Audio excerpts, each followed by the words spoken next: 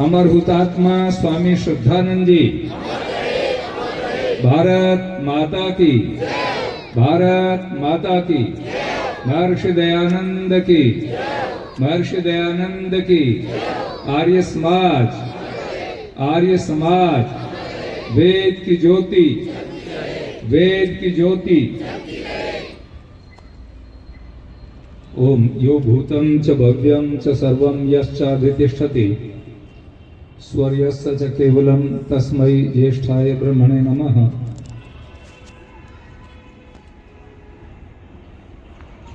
आज के इस कार्यक्रम की अध्यक्षता कर रहे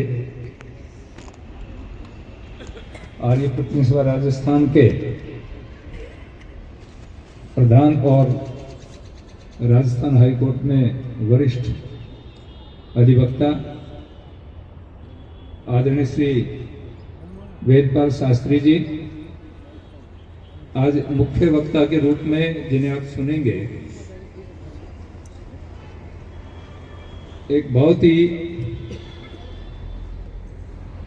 ओजस्वी वक्ता और जिनके पास बहुत सारी जानकारियां हैं, भाई गौतम जी।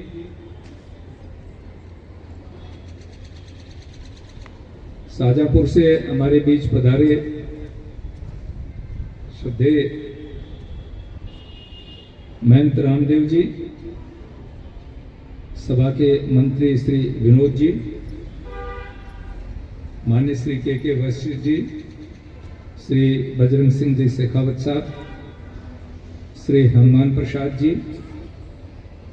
और विशेष रूप से आज जिनका यहाँ पर आगमन हुआ, अपना संपूर्ण जीवन मां भारती के लिए समर्पित किए हुए संघ के एक प्रचारक के रूप में अनेक वर्षों तक अपने आप को देश के लिए समर्पित किया है, ऐसे भ्राता श्री सत्यम जी, उपस्थित सभी सम्मानित माताएं बहनें, आदरणीय सज्जनों और प्रिय बच्चों,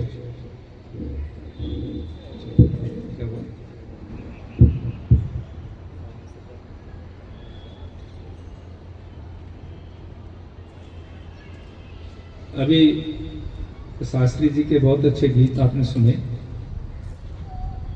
बहुत ही विधि पूर्वक आपने यज्ञ संपादित किया।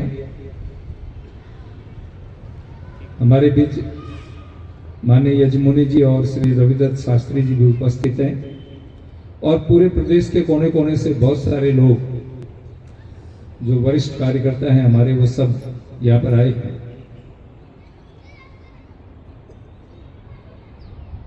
आज हम जिस प्रसंग में इकट्ठे हुए हैं,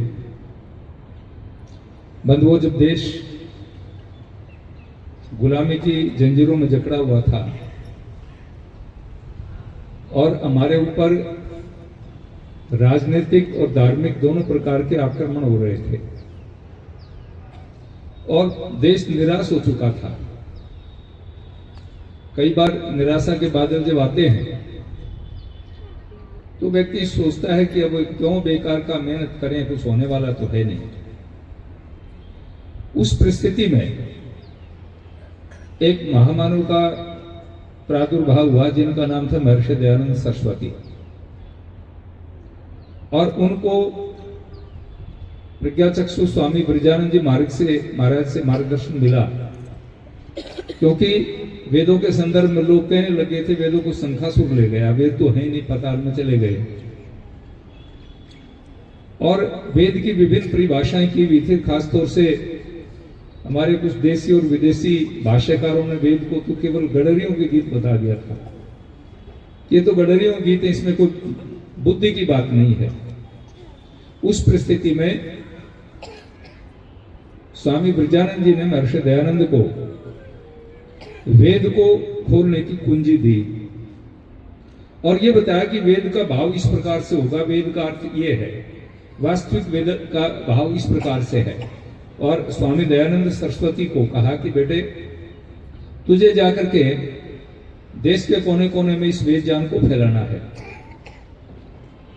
उसी अवधि में जब महर्षि दयानंद सरस्वती वैदिक धर्म का डंका बजाते हुए, विभिन्न शास्त्रार्थ करते हुए भ्रमण पर निकले और देश के विभिन्न हिस्सों का भ्रमण किया।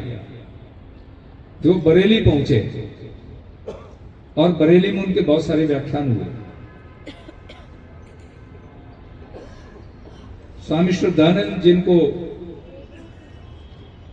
पहले बचपन का नाम मुंशीराम था, एक पुलिस सार्जेंट के बेटे थे। अब उस जमाने में पुलिस अधिकारी होना बहुत बड़ी बात थी, और वो भी एक थाने का इंचार्ज, और थाना भी छोटा बड़ा नहीं होता था। मैं एक दिन हमारे सीकर का इतिहास देख रहा था, कभी केवल 5 थाने हुआ करते थे, आज वहां 22 थाने हैं। तो पूरे डिस्ट्रिक्ट में कोई एक थाना मुश्किल से हुआ करता था। उसका बेटा, उसका फिर रोब दोब जो होता था, उसका एक प्रभाव था। तो संपत्ति को अगर लक्ष्मी के साथ सरस्वती न हो, धन के साथ अध्यात्म न हो, ठीक मार्ग में मिले, तो लक्ष्मी की सवारी उल्लू होती है। आप सोच सकते हैं उसका क्या बनेगा, कहां जाएगा। और यही हुआ कि मुंशीराम गलत व्यसन में पड़ गए, और वो स्वयं अपनी आत्मकथा में, उन्होंने अपनी आत्मकथा लिखी है, आप सभी बंधु उसको पढ़ें। कल्याण मार्ग का पथिक नाम से महर्षि दयानंद ने अपनी आत्मकथा लिखी है। वो कहते हैं कि कोई व्यसन ऐसा नहीं था जो मुझ में नहीं हो, और धर्म की दृष्टि से मुझे बड़ी भारी घृणा हो चुकी थी। मैंने कुछ पुजारियों को देखा, पादरियों को देखा, मौलवियों को देखा, और उनके जीवन को देख करके मुझे नफरत हो गई कि धर्म कोई अच्छी चीज नहीं है। अगर ये लोग जो अपने आप को धर्म का प्रचारक कहते हैं, उन्हीं का जीवन ऐसा है, तो फिर क्या धर्म होगा। और बचपन में, युवावस्था में ऐसा होता है प्राय, जब आदमी को ठीक दिशा नहीं मिले तो गलत दिशा, तो नास्तिकता का भाव उनमें पैदा हो गया। और फिर उन्होंने विदेशी लेखकों के, शेक्सपियर जैसे लोगों के उपन्यास पढ़ने शुरू किए। वो कहते मैंने बहुत सारे उपन्यास पढ़े, और उन उपन्यासों के कारण मेरा जीवन पतन की ओर चला गया। परंतु उसी समय महर्षि दयानंद का आगमन हुआ। उनके पिताजी का वहां पर उनकी ड्यूटी लगी। भाषणों में, स्वामी जी के व्याख्यानों में आपको व्यवस्था देखनी है, तो 2-3 व्याख्यान जब उन्होंने सुने तो उनके मस्तिष्क में एक बात आई कि इस साधु का, इस महात्मा का व्याख्यान यदि मेरा बेटा सुन लेगा तो हो सकता है उसका कायापलट हो जाए। उन्होंने कहा मुंशीराम को कि बेटे, एक बहुत बड़े विद्वान हैं, वेदों के विद्वान हैं, संस्कृत के विद्वान हैं, दयानंद सरस्वती उनका नाम है। यदि आप उनका व्याख्यान सुनेंगे तो आपके संशय दूर हो सकते हैं। तो अपनी आत्मकथा में लिखते हैं कि मुझे जब पिताजी ने यह कहा कि एक बहुत बड़े विद्वान आए हैं, और ये कहा कि वो वेदों के और संस्कृत के ज्ञाता हैं, तो मेरे मन में एक बात आई कि संस्कृत का पढ़ा लिखा आदमी क्या बुद्धि की बात करेगा। परंतु पिताजी का आदेश था, और मैं पिता की आज्ञा को टाल नहीं सका, उनके आदेश को नहीं टाल पाया, और पिताजी की आज्ञा का आदेश मान करके मैं स्वामी दयानंद के व्याख्यान सुनने चला गया। और मैं पीछे पीछे जाकर के बैठा कि अगर अच्छा लगेगा तो सुनूंगा, नहीं तो उठ के चल पड़ूंगा। जब स्वामी दयानंद सरस्वती का आगमन हुआ तो वो लिखते हैं कि एक विशाल का ये शरीर, दैदीप्यमान ललाट, और फिर वो मंच पर आए तो मंच पर उसमें बड़े बड़े लोग बैठे थे। वहां बड़े रईस लोग बैठे थे, बैरिस्टर बैठे थे, जजेस बैठे थे, और कई लोग बैठे थे। वो सब खड़े हो गए और उन्होंने स्वामी जी का स्वागत किया, अभिनंदन किया। स्वामी जी अपनी चौकी पर बैठे और उच्च स्वर में वेद मंत्रों का पाठ किया। वो कहते हैं कि जब उनके वेद मंत्रों का पाठ मैंने सुना तो किंचित किंचित श्रद्धा में उसमें पैदा हुई। उनका देदीप्यमान ललाट, उनकी ओजस्वी वाणी और उनका शुद्ध उच्चारण और मंत्रों का पाठ, तो कुछ श्रद्धा मेरे में पैदा हुई। और फिर उनका भाषण जब प्रारंभ हुआ तो कहते हैं कि सबसे पहले उन्होंने, वहां जो कलेक्टर बैठे थे वो अंग्रेज थे, उन्होंने बाइबल की धज्जियां उड़ानी प्रारंभ की और ये कहा कि लोग कहते हैं, मुझे किसी व्यक्ति ने कह दिया साहब कलेक्टर साहब नाराज हो जाएंगे, आप ईसाइयत का खंडन मत किया करो। तो कहते हैं लोग मुझे कहते हैं कि तुम ईसाइयत का खंडन मत किया करो, कलेक्टर नाराज हो जाएगा।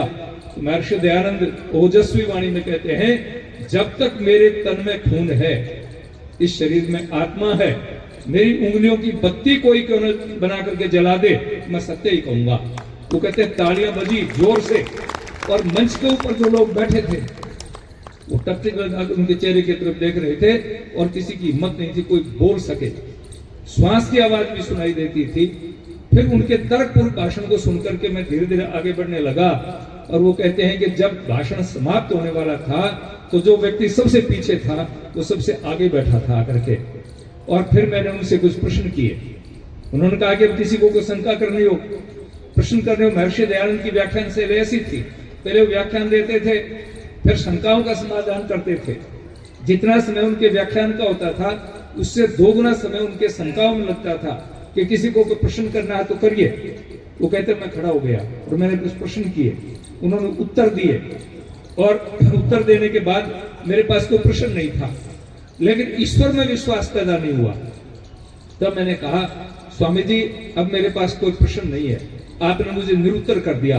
आपकी विद्वता आपकी ओजस्विता के सामने मैं कोई प्रश्न नहीं कर सकता, परंतु भगवान में विश्वास नहीं हुआ। तो महर्षि दयानंद ने सहज भाव में कहा यह तो ईश्वर कृपा से ही होगा। और वो कहते हैं उस दिन मैं उनका भक्त बन गया और भक्त बनने के बाद फिर बड़े हुए, फिर वकील बने। वकील बनने के बाद फिर वो लाहौर रहने लगे, वहां आर्य समाज के सदस्य बने, वहां आर्य समाज में जाने लगे, वहां आर्य समाजियों के बड़े बड़े विद्वानों की व्याख्यान सुने और धीरे धीरे मन में यह भाव आया। महर्षि दयानंद का एक वाक्य था जो हमारे राजस्थान का ही था, एक संस्मरण था। जब महर्षि दयानंद चित्तौड़गढ़ आए और चित्तौड़गढ़ में उदयपुर जाते हुए चित्तौड़गढ़ ठहरे तो चित्तौड़गढ़ में किले की तरफ देख करके कहा यह वीर भूमि है, यहाँ कोई गुरुकुल होना चाहिए। तो स्वामी श्रद्धानंद ने चित्तौड़ में तो गुरुकुल नहीं बनाया, लेकिन उनके मानस में गुरुकुल शिक्षा पद्धति का भाव जागृत हुआ कि वेदों का उद्धार तभी होगा जब गुरुकुलों में पढ़े लिखे विद्वान निकलेंगे, वेदों का ठीक ठीक भाष्य होगा, प्रचार होगा, अनुवाद होगा। और उनके मन में एक भाव आया कि मुझे गुरुकुल बनाना चाहिए। आर्य प्रतिनिधि सभा पंजाब बहुत बड़ी सभा थी, कभी दिल्ली, हरियाणा, हिमाचल, पंजाब और वो पंजाब भी रावलपिंडी तक, ये सभी एक ही सभा के अंतर्गत हुआ करता था। और मेरे गुरुजी के गुरुजी स्वामी स्वतंत्रानंद जी कहते हैं कि 60 प्रचारक उस समय सभा में थे। 60 प्रचारकों की मंडली सभा में काम करती थी। सभा के सामने अपना प्रस्ताव रखा कि मैं गुरुकुल खोलना चाहता हूं। तो सभा ने कहा कि आपको पता है गुरुकुल पर कितना खर्चा आएगा, आप यदि गुरुकुल का विचार रखते हो तो पहले सभा में 1 लाख रुपए जमा कराओ। बात 1888-87 की है। उस समय 1 लाख का मतलब था आज कोई 10 करोड़ रुपए की बात कर दे कि पहले 10 करोड़ रुपए जमा कराओ सभा में, फिर हम प्रस्ताव पास करेंगे। वो निकल गए मंच पर और एक एक पैसा मांग मांग करके पूरे देश में भ्रमण किया। और वो जहां से उनको शुद्धि आंदोलन की प्रेरणा मिली वही घटना सुनाना चाहता हूं आपको। मैं अधिक समय नहीं लूंगा क्योंकि मुझे भी कार्यक्रम में जाना है और अन्य बहुत सारे वक्ता है। पंडित लेखराम जी का बलिदान हो गया था। उन्होंने एक पुस्तक लिखी कुलियात आरी मुसाफिर, और इस पुस्तक के लिखने वाले को भी छापने वाले को भी दोनों की हत्या हुई। महाशय राजपाल ने इसको प्रकाशित किया, उनकी हत्या हुई, पंडित लेखराम की हत्या हुई। और उनकी पत्नी जो थी वो अकेली रह गई, उनकी बेटे की भी बचपन में मौत हो गई थी। वो लेखराम जी के प्रश्न में नहीं सुनाना चाहता अब, लेकिन ये घटना बड़ी विचित्र घटना है।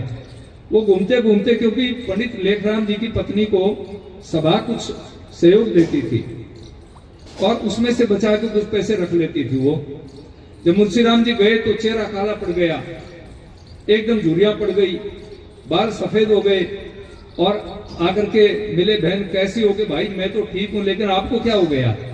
तो उन्होंने कहा कि मैंने एक संकल्प कर लिया कि मुझे 1 लाख रुपए इकट्ठा करके सभा को देना है। उसके लिए मैं निकला हुआ हूं। 1 वर्ष से मैंने तय किया था कि मैं घर नहीं जाऊंगा, घर तभी जाऊंगा जब 1 लाख रुपए इकट्ठा हो जाएगा। बहन ने पूछा कि पैसा इकट्ठा हो गया? इन्हें अभी कुछ कमी है। तो अंदर गई और अंदर से उन्होंने जो पैसा बचा रखा था लगभग 200 रुपया वो लेके आई और सारे आभूषण अपने निकाल करके ले आई और स्वामी श्रद्धानंद की झोली में डाल दी। भाई अगर कहीं कमी हो तो इससे पूर्ति कर लेना।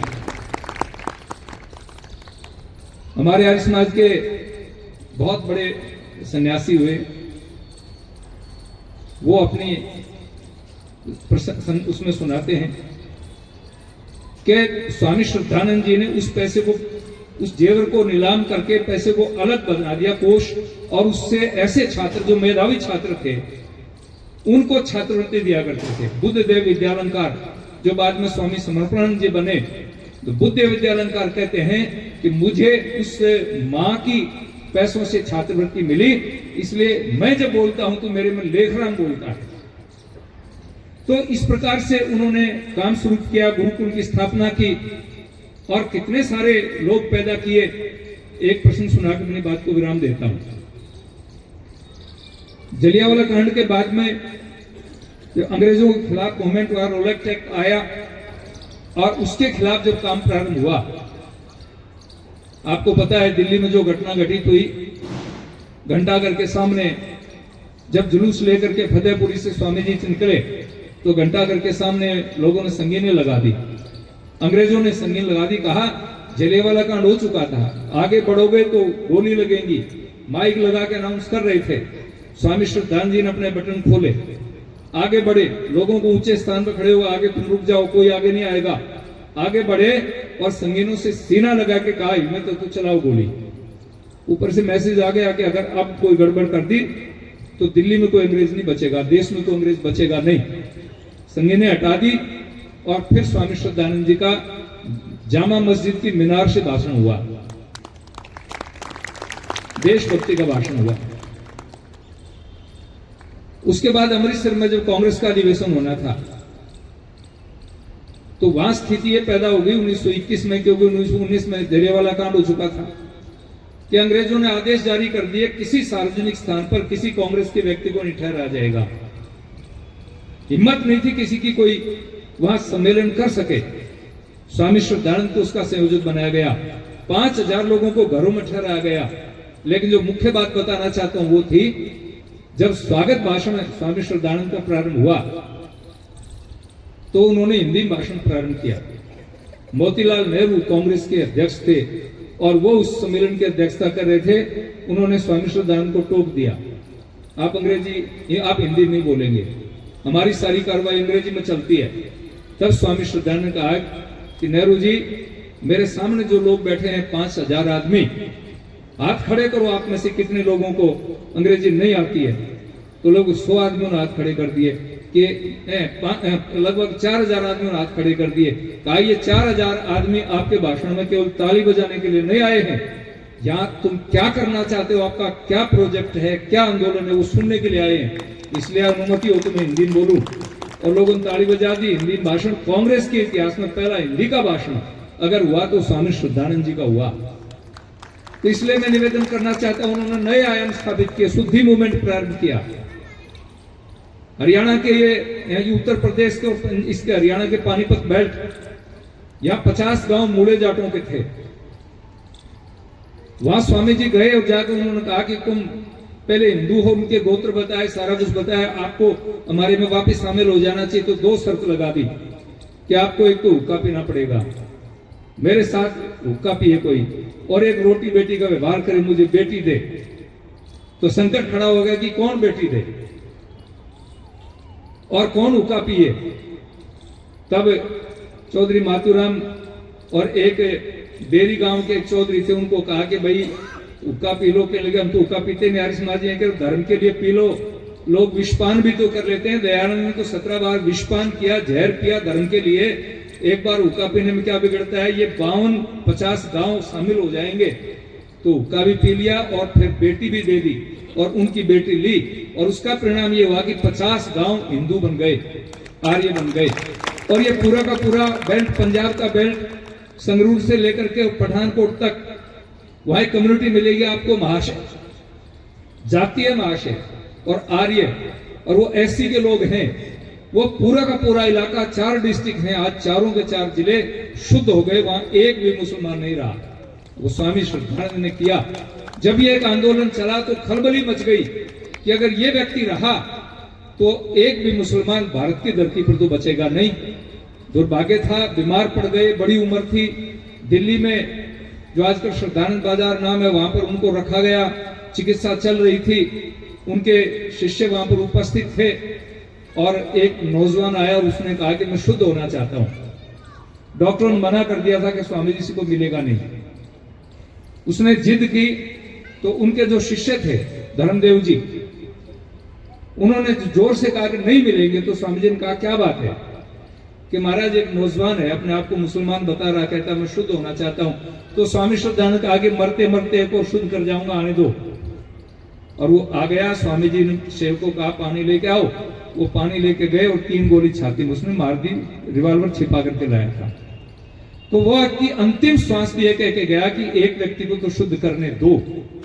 तो इसलिए स्वामी श्रद्धानंद के मूवमेंट को फिर कितने सारे लोगों ने चलाया। आज उसकी आवश्यकता है, आज जरूरत है। आप देख रहे हैं कि बांग्लादेश में क्या हो रहा है, आपके सामने है। कश्मीर में क्या हुआ, पूरे के पूर्व आप पूर्वांचल में चले जाएंगे, भाई साहब उस क्षेत्र के हैं। आज तमिलनाडु, केरला, वहां क्या स्थिति है।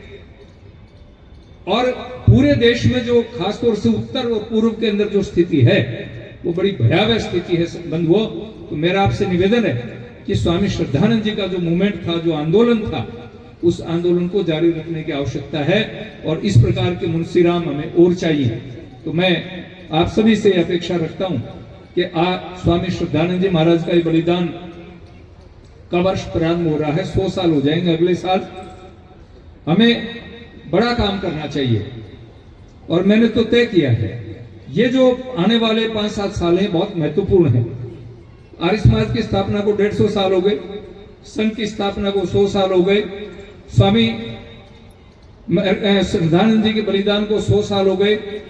और उसके बाद में 1927 में जो 4 शहीद, राम प्रसाद बिस्मिल, अशफाक, रोशन सिंह, राजेंद्र सिंह लाहिड़ी, इनके बलिदान को 100 साल, फिर भगत सिंह के बलिदान को 100 साल। तो ये जो दिसंबर का महीना है, ये तो अपने आप में एक अद्भुत महीना है। अटल जी का जन्म, आचौधरी चरण सिंह जी का जन्म, महाराजा सूरजमल जी का जन्म, ये बलिदान, ये बड़ा एक ऐतिहासिक सप्ताह है, ये पखवाड़ा। इस पखवाड़े में हमें विभिन्न विशेष आयोजन करने चाहिए। तो मैं आशा करूंगा आप सभी लोग इस बात पर विचार करेंगे कि हमारा भी कोई कर्तव्य बनता है। उन लोगों ने हमारे लिए जान दी। बंधुओं, यदि महर्षि दयानंद, स्वामी श्रद्धानंद जैसे लोग नहीं होते तो आपको यहाँ शिखा सूत्र देखने वाला, यज्ञ करने वाला, वेद कथा सुनाने वाला, दूसरी कथाएं करने वाले लोग नहीं मिलते। हमारा उन पर ऋण है और ईश्वर के ऋण से उन्होंने होने का तरीका यही है, हम अपना जीवन दें, हम अपना समय दें, धर्म के लिए समय दें, अपना धन दें। किसी के पास समय नहीं, धन नहीं है तो हम उसको धन दें और इसको आगे बढ़ाएं। यही मेरा निवेदन है। आज अटल जी की स्मृति में एक बिरला ऑडिटोरियम कार्यक्रम है, मुझे उसमें जाना है। मुझे बीकानेर संभाग का उनकी जन्म शताब्दी का दायित्व दिया हुआ है पूरे 4 जिलों का, तो समिति में होने के नाते मुझे इसमें जाना है। देवेंद्र जी ने कहा स्वामी जी आपको इस कार्यक्रम में जरूर आना है। शास्त्री जी नहीं कहते तो भी मैं आता, क्योंकि हमारे ऊपर स्वामी श्रद्धानंद, महर्षि दयानंद का ऋण है। हम उस पथ के राही बने तो ये तो हमारा कर्तव्य बनता है। कोई इंडिविजुअल निजी फंक्शन में को बुलाए तो मत जाओ, लेकिन आर्य समाज का या किसी धर्म का कोई भी धार्मिक आयोजन हो, कार्यक्रम हो, उसमें कभी ये मत सोचना कि मैं बहुत बड़ा आदमी, मुझे बुलाया नहीं। हमें उसमें जाना चाहिए, वहां पर उसमें कुछ मिलेगा और उससे ताकत बढ़ेगी, संख्या बढ़ेगी तो ताकत बढ़ेगी। दुनिया सिर देखती है कि इनके पास कितने लोग हैं। तो मैं पुनः आयोजकों का बहुत बहुत आभार व्यक्त करूंगा। पिछली बार भी बहुत बड़ा कार्यक्रम किया था, 25 कुंडी एज आपने किया, 51 कुंडी किया, 151 कुंडी एज किया था पिछली बार भी आर्य समाज के 150 साल होने पर। और आज भी 5 कुंड का यज्ञ किया है, यजमान बने हैं, जुड़े हैं। अभी हमने रावतसर की मंडी में कार्यक्रम किया, मैंने 5 दिन वहां 11 कुंड पर नित्य प्रति 4-4 यजमान बैठते थे। पिछली बार हमने पिपराली में कार्यक्रम किया, ऐसे वहां भी बैठते थे। 200 परिवार यज्ञ में बैठे और लोग जुड़ते चले गए। आज लाख में यह हालत थी हमारी कि हमने जो मंडी का शेड था उसमें बैठने को जगह नहीं थी। 2500-4,000 लोगों की संख्या उसमें थी। तो मेरा ये निवेदन है कि हमें हर कार्यक्रम करने चाहिए। मैं तो खुद इस कार्यक्रम में निश्चय किया है कि हम निरंतर 2026 से लेकर 27 तक और अभी यहाँ से लेकर के स्वामी श्रद्धानंद के बलिदान तक 2 साल निरंतर हम कार्यक्रम करेंगे, लगातार कार्यक्रम करेंगे, अनेक सम्मेलन हम हर डिस्ट्रिक्ट में जाकर के करेंगे। और शास्त्री जी और सब लोग लगे हुए हैं, वेदपाल जी के मार्गदर्शन में देवेंद्र जी और सब लोग इस कार्यक्रम में लगे हुए। मैं पुनः आपको हार्दिक बधाई शुभकामनाएं दूंगा। आप भाई खट्टर जी को सुनेंगे और अन्य वक्ताओं को सुनेंगे। आपने आमंत्रित किया, बहुत बहुत आभार, धन्यवाद। बोलो भारत माता की, भारत माता की, भारत माता की। धन्यवाद।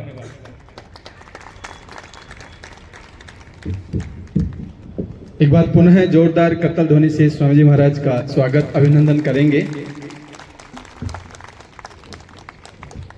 मेरा सौभाग्य